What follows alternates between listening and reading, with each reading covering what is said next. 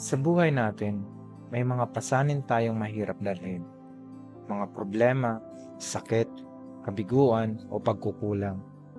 Pero kapag isinuko natin ito kay Jesus, siya ang nagiging kasama natin sa pagdadala.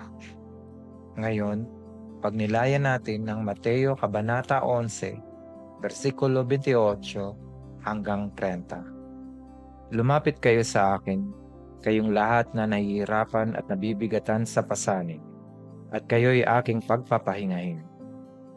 Pasanin ninyo ang aking pamatok, at mag-aral kayo sa akin, sapagkat ako'y maamo at mapagkumbabang loob, at makakasumpong kayo ng kapahingahan para sa inyong kaluluwa. Sapagkat magaan ang aking pamatok, at magaan ang pasaning ibinibigay ko. Ang pamatok noong panahon ni Jesus ay isang kahoy na isinusuot sa leeg ng dalawang hayop para sabay nilang buhatin ang bigat.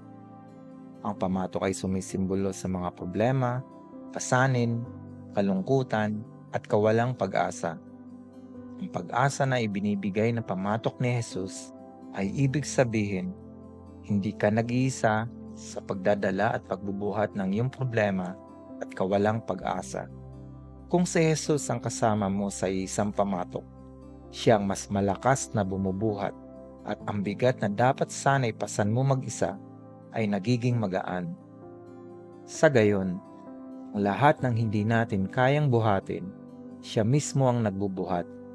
Kaya't ang pag-asa natin ay hindi sa sariling lakas, kundi sa lakas niya na walang hanggan.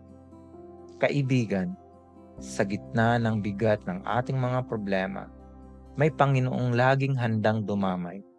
Ang kanyang paanyaya ay hindi para sa malalakas o sa may kakayahan lamang, kundi lalo't higit para sa mga pagod, sugatan, at tila nawawalan na ng pag-asa.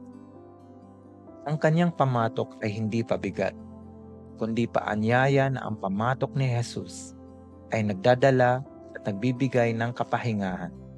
Sa piling niya, ang ating pasanin ay nagiging magaan sapagkat siya mismo ang tumutulong buhatin ito. Kaya't huwag kang mangangamba kung pakiramdam mo ikaw ay nag-iisa, kulob ng kawalang pag-asa, sapagkat mayroong tagapagligtas na naghihintay. Lumapit ka lang at matitikman mo ang kapayapaan na hindi kayang ibigay ng mundo.